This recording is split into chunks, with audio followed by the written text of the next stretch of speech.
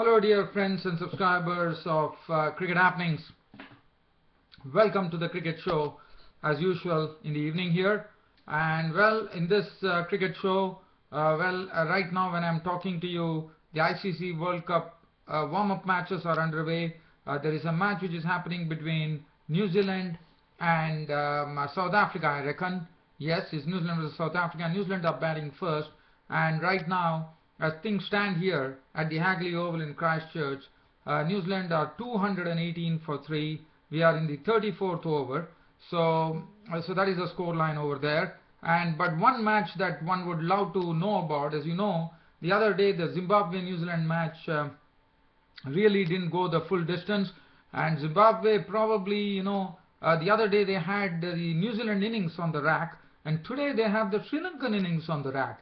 So this is pretty interesting, because Sri Lanka are struggling, I would say, against Zimbabwe, and Zimbabwe are having them at 199 for 5 after 38 overs. So that's some splendid bowling from the Zimbabwean bowlers, one could say.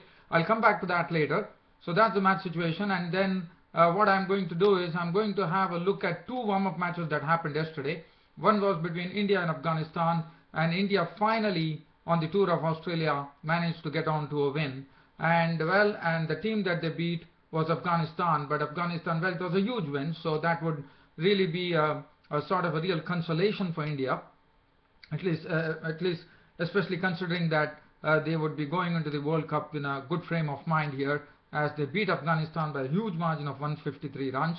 And as far as Ireland versus Scotland was concerned, it was a bit of a surprise, as Scotland had a big victory over Ireland by 179 runs. So I'll be talking about all those matches. But first, let me just start off with the Afghanistan versus India match. The Afghanistan versus India match was played at the Adelaide Oval, and this was a warm-up match where India batted first, and India were in real trouble. As I said, Afghanistan have some good pace bowlers, and as I told you, it was very essential that Hamid Hassan plays all the matches, because for me, he is the kingpin of the Afghanistan pace attack. What I said was absolutely true, because what he did is he actually forced Shikhar Dhawan.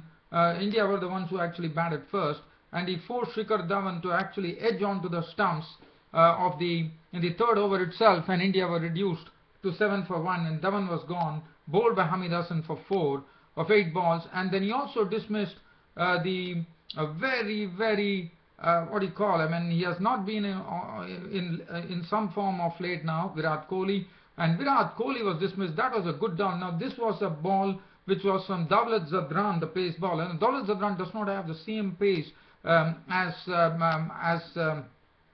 Hamid Hassan, but this delivery which was there was basically it was a swinging Yorker on the off stump, and Virat Kohli got sucked into it, and a very good catch taken by the wicketkeeper Afsar Zazai behind the stumps, a low catch taken very well, and India were in some real trouble at that moment at 16 for 2 in the 4th over.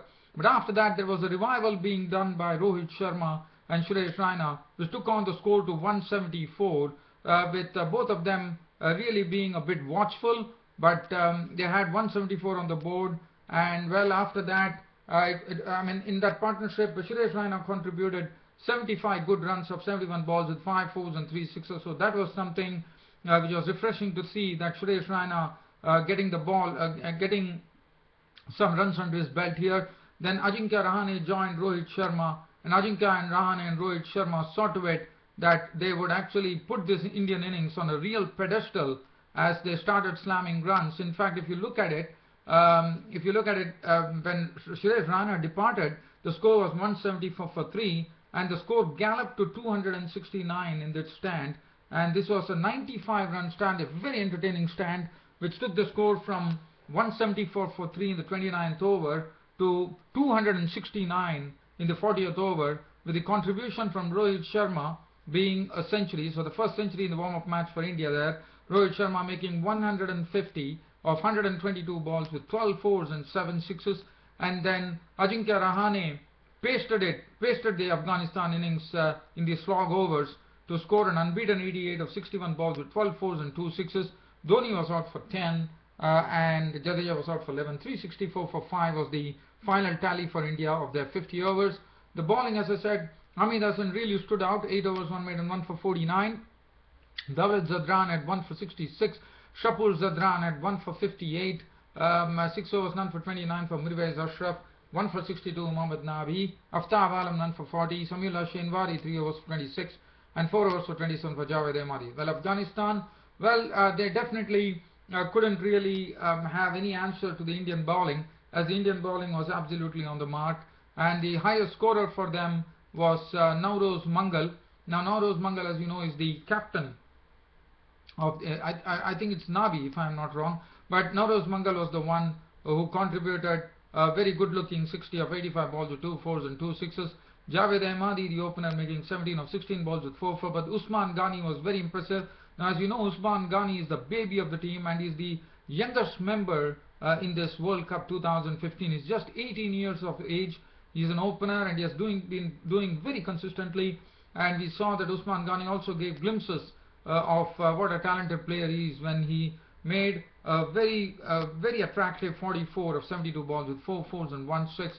20 coming from Asghar Stanikzai of 43 balls with 2 fours. Nazmullah Zadran was out for 4. Samila Shenwari made 17 of 30 balls. Mohammad Nabi was out, made 1. And Ashfar Zazar, the wicketkeeper, contributed an unbeaten 24 of 35 balls. But it was always going to be difficult against India. And with the total, as I said, India recovered very well from the knocks of Suresh Raina, Rohit Sharma and other players, and Ajinkya Rahane to make 364 for 5. It was always a daunting task for Afghanistan, and they were reduced to 211 for 8 of their 50 overs. The bowling, Umesh Yadav 1 for 35, Mohammad Shami none for 39. We saw some discipline in the Indian bowling today, one could say, and that is also good news. Jadeja 10 overs 2 maidens 2 for 38, 9 overs 1 maiden 40 runs and 2 wickets for Mohit Sharma. Ashwin 10 overs 1 maiden 1 for 37, Suresh Raina 3 overs for 9 runs. So basically, as I said, the Indian bowling bowled with lots of discipline, and that restricted the Afghanistan batting. But Afghanistan, as I said, it was a pretty daunting task for them to chase a total as huge as 364. Well, from here, the other match that I'll be talking about is between Ireland and Scotland. Now, Ireland and Scotland, this was a match which was played at the Blacktown Olympic Park Oval at Sydney. And well, as you know, if on paper, if you see, one would have said Ireland are pretty strong, but Scotland were the ones who actually batted first, and Scotland racked up a very good score on the board of 296 for 6 of 50 overs.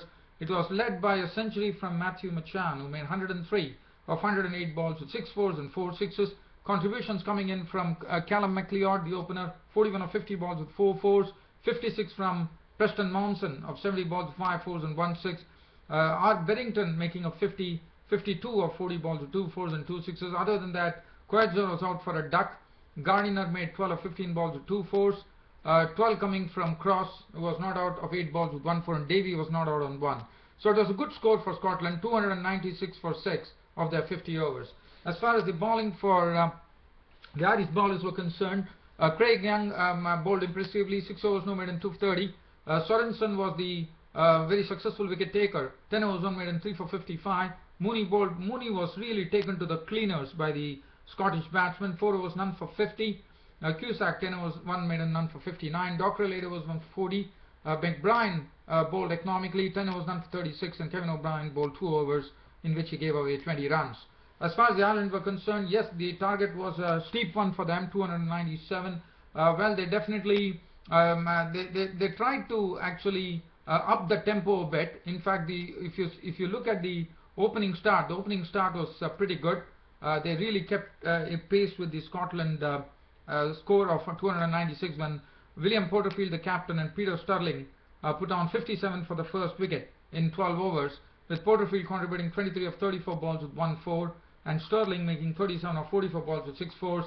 But for Ireland, the problem was that the middle order really couldn't come to the party, as Ed Joyce was dismissed cheaply for 5 of 6 balls, and Niall O'Brien was out for naught, and Balbini was dismissed for 8.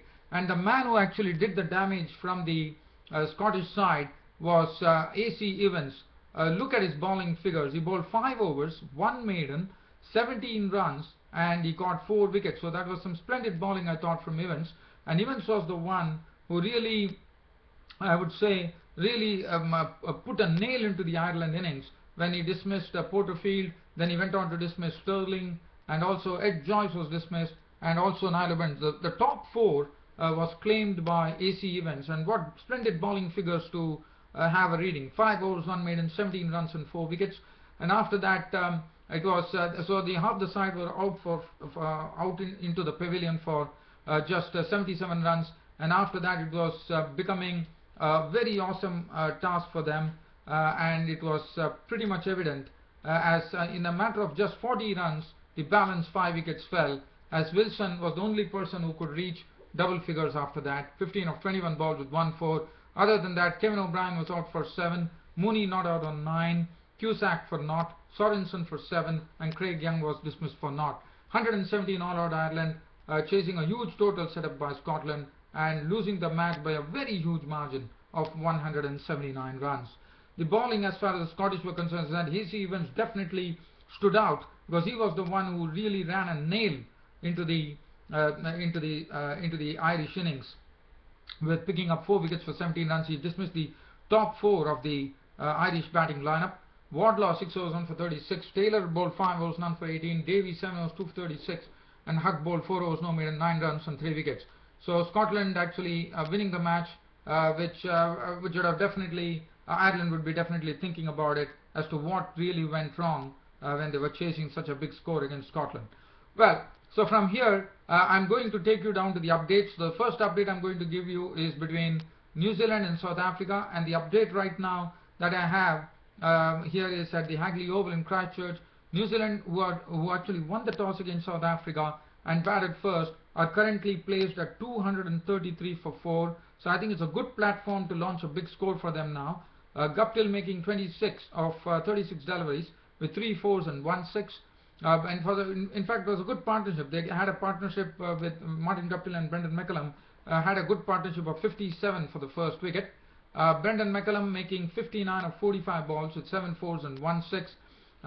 Kane Williamson also getting a 50, making 66 of 53 balls with 9 fours.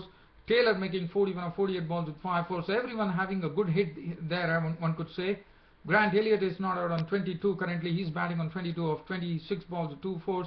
Anderson is not out on 8. And as I said, the platform is really set for New Zealand to go on to a huge score here, because currently they are placed at 233 for 4 of 34 overs. So another 16 overs, 16 solid overs remaining. A lot of batting still to come, I reckon, for New Zealand. And one probably hopes for in excess of 300 runs. More than probably they could even reach 350 if things go their way. As far as the bowling was concerned, the South African bowling, Vernon Philander 6 overs, no maiden, 1 for 44, really got some tap there. Markel 6 overs cost him 21 runs without a wicket. Kyle Abbott has bowled 3 overs for 18. Parnell has bowled 4 overs, 1 for 27. Imran Tahir 3 overs for 20. Fungiso has taken the wicket. He took the important wicket of Brendan McCullum, but 4 overs, no maiden, 1 for 34 is bowling figures. 5 overs for 31 for JP Duminy. Du Plessis bowled 3 overs, came away 21 runs. So that is the match situation. That's the cricket update that I'm telling you. New Zealand 233 for 4. Let's have a look at the most interesting one is the Zimbabwe versus Sri Lanka. As I said, the strong Sri Lankan team have been, some sort of recovery has been done by Sri Lanka right now. But they were once upon a time, and at a stage, one stage they were really staring down the barrel at 187 for 5 of 35.5 overs, with the Zimbabwean bowling really bowling in the right areas. And right now I see that Sri Lanka are slowly doing a brief recovery here. The score has moved on to 218 for 5. We are in the 40th over. Let's have a look at the Sri Lankan scorecard here. Sri Lanka won the toss against Zimbabwe and batting first. Tirimane making 30 of 39 balls with 3 fours. Sangakkara was dismissed pretty cheaply by Tinasha Paniangra. Scott Williams bowled Paniangra for 8 of 9 balls with 1 4. Jayawardene made 30 of 33 balls with 5 fours. Karunaratne making 58 of 71 balls with 3 fours. And Chandimal made 29 of 46 balls with 1 4. Currently, the brief recovery has been done by Juvanta Mendes, who is not out on 32 of 30 balls with 3 fours. And Tisra Pereira just out. In fact, I see that the one more wicket has fallen for Sri Lanka.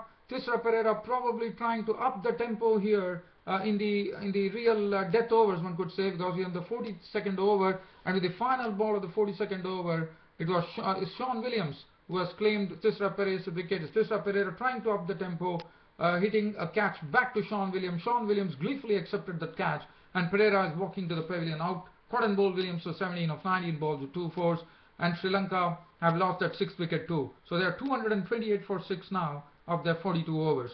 Now let's have a look at the Zimbabwean bowling. The Zimbabwean bowling, as I said, the other day they did well against I thought it was against New Zealand, even though the match didn't go the full distance. But today they are really having Sri Lanka really work for their runs with some splendid bowling, with some splendid bowling practices here. Tinasha Paniagra 4 overs 1 for 23. Chatara has bowled 5 overs for 29 runs. Sean Williams has been very economical, and he has also got a wicket now of Thisara Pereira. 7 overs 1 made in 27 runs on 1 wicket. Mupari has bowled 6 overs no made in 1 for 25. The leggy Tarafa Kamangozi 5 overs none for 24 today. Prosper has bowled 5 overs. He has been a bit costly, 34 runs coming off that. Sikandar Raza has bowled 5 overs for 26. Solomon Mai 4 overs no made in 1 for 29. And Chugumbra 1 over no made in 1 for 8. But let me tell you, Zimbabwean bowlers have done a very fine job here to have the Sri Lankans restricted to 228 for 6 in the 42nd over. So, well, we still have still 8 overs still to go in this particular match, and one is hoping to see some fireworks from the Sri Lankan batsmen. But Zimbabwe, well, it would be a real test for them whether they can actually see to it that they don't really let go the initiative that they have claimed by putting Sri Lanka in such a situation right now. Well, if they can actually do something where they can actually continue the same good work that they did in the first 42 overs, then we really have a really a big game here coming up, with Zimbabwe probably chasing around 275 odd. It all depends on how Zimbabwe bowl, because now we are getting into the business end of the innings, and it would be good to see. Well, dear fan subscribers, I don't have much to talk right now. So with this cricket updates from the ICC warm-up matches, and also the reports or the summaries on the previous warm-up matches, your host Ram would be finally ending this cricket happening show, but telling you there are 2 more matches to come today in the warm-up matches. One is between, I reckon it is between Australia is taking on the United Arab Emirates at the MCG, and England are taking on Pakistan. So these 2 matches have not yet started. It's because these matches which I was talking about, the first 2 matches between New Zealand and South Africa, and Sri Lanka and Zimbabwe, is because it is in New Zealand. The matches are already underway. But as far as Australia is concerned, well, we still have some time for those 2 matches to start. So the matches which are coming up in the ICC warm-up matches subsequently is Pakistan versus England, and Australia are taking on the United Arab Emirates at the MCG. Well, with this cricket update, and also I'll be back with a full match summary on all these 4 matches that are being played with the results when I see you on my Cricket Happening show tomorrow. Until then, it's good night from host Ram Studios. Thank you.